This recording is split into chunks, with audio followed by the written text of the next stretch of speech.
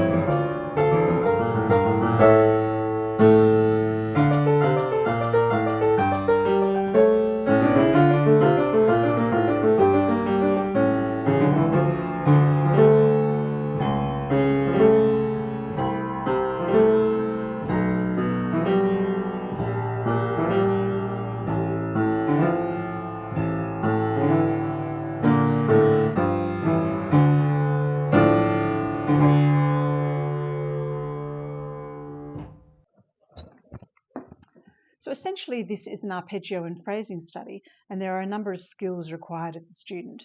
The first you will have noticed perhaps are the crushing notes in the introduction and closing sections. Now I find that students are often inclined to play these too heavily, especially with a piece like this, which is quite a forceful, powerful piece anyway. They tend to push and they get a really heavy pushed sound on it. So what I often do with my students is I have them put their hand on top of my hand so that they can feel how much weight I'm putting into the notes and feel what it feels like to play that. And I put very little weight, and I have them sort of say to me, what does it feel like? What is my hand actually doing? Is it pushing down into the notes? And they notice that it's not. It's actually raising up. We've got a forearm movement, where the forearm, like a drop roll movement, is moving towards the back of the piano. And they can see then that if they move their hands in this way, and they do it very lightly, they can get the sound that they want, but without all the pressure and all the pushing and the harsh, heavy sound. The next challenge we find is in the right-hand slurred chords. These need to be connected, and by this level, most students will be able to manage that. For those who can't, I put a little line next to the finger which has to stay connected, while the other one lifts. And then I have them stop and think about what they're going to do before they actually do it. So you'll see in this piece of the score that is above here that I've got a little line, so they will stop and think, okay, well, I'm going to hold that finger down, the one that's got the line, and I'm going to lift the other one, and then I'm going to connect to the next one so that we have got and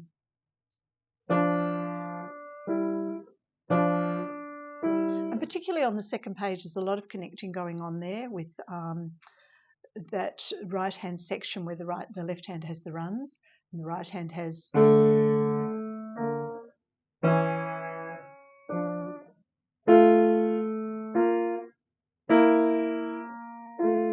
It's particularly difficult on that last one because for most of them, the top note is the one that's going to connect.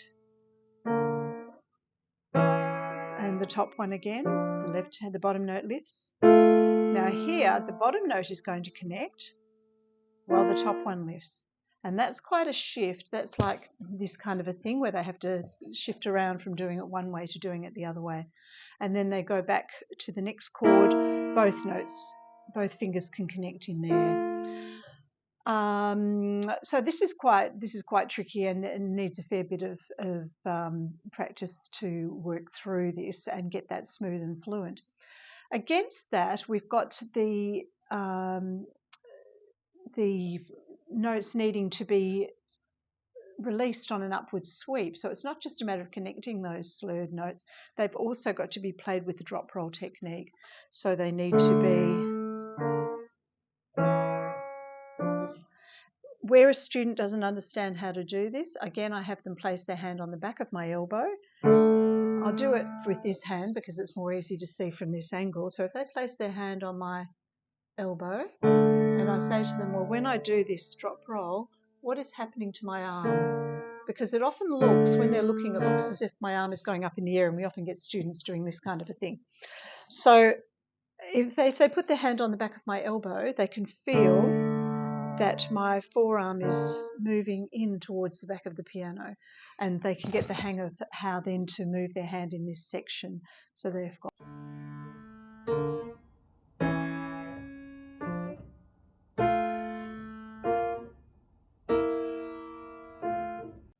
And it needs this. This is absolutely necessary so that they can come off on an upward sweep and having it sounding light on the conclusion of each of those slurs.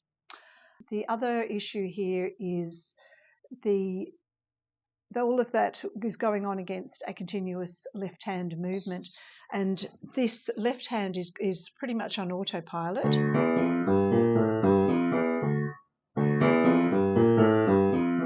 And again, they need to exit on an upward sweep as well, so that the last note of each of the runs is light and it doesn't come off.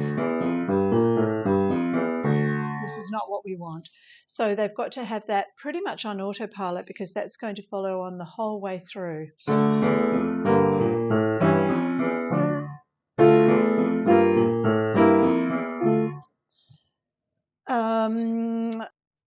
So this is a great lesson in coordination between the hands, but as you can see, lots of tricky stuff going on here.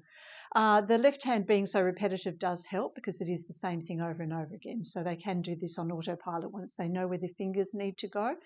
I prefer the fingering to be 4, 3, 2, 1, 2, 3.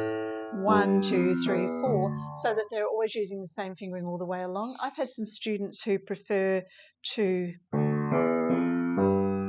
go straight under after the black key, because this is how I teach my scales. So they automatically will go under after B flat onto their thumb and end up on their 5th finger on the bottom. That's absolutely fine, so long as they then change back to their 4th finger to play the repeat of that little run. And the challenge, of course, also in that section is the increasing dynamics. As they increase, it's much harder for the student to maintain that momentum with keeping the upward sweep going on those last of the slurs and of the left-hand runs. They tend to want to build it, so they want to come down heavier. So they have to really be quite focused on that. And while I'm talking about dynamics, as in all of my music, the dynamics are absolutely crucial to creating the picture and the atmosphere. I always find it helpful to record the student playing this and to have them listen back and see whether they really are creating the picture that they think they're creating. As I've said, I think in many of these tutorials, they often think that they're creating a much bigger effect, whether it's with dynamics or rubato, than what they actually are. And when they listen back, they often find that it's not as effective as what they thought. So I send them home to record themselves and listen back. And then when they come back to me the following week, I'm going to sit back in my couch over there in the corner and listen to them play. And I want them to create the effect for me and to have me feeling the fear of the troll and the mysterious darkness of that troll. Pedalling. Pedaling can be a little tricky on those initial and final crushing notes. But actually, I find that my students learn to pedal from an early level, so they're pedaling quite intuitively by this time. And I find that they often work this out for themselves. So the pedal's going to be down, or note down, pedal down, stay down, pedal up on the first note of the crush, and then down again afterwards. So down, or change, keep it down, and up and down. Change, up, down, change, up, down. So it sounds quite complicated, but they generally tend to get it fairly quickly, and it is in fairly intuitive pedaling because they will know by this stage what sort of sound they want to make. I hope. Structurally, we have a ternary form with an introduction and a coda. It's very straightforward. The repeat of the A section plays in reverse, so the intro and the coda should be considered to be part of that section, also played in reverse.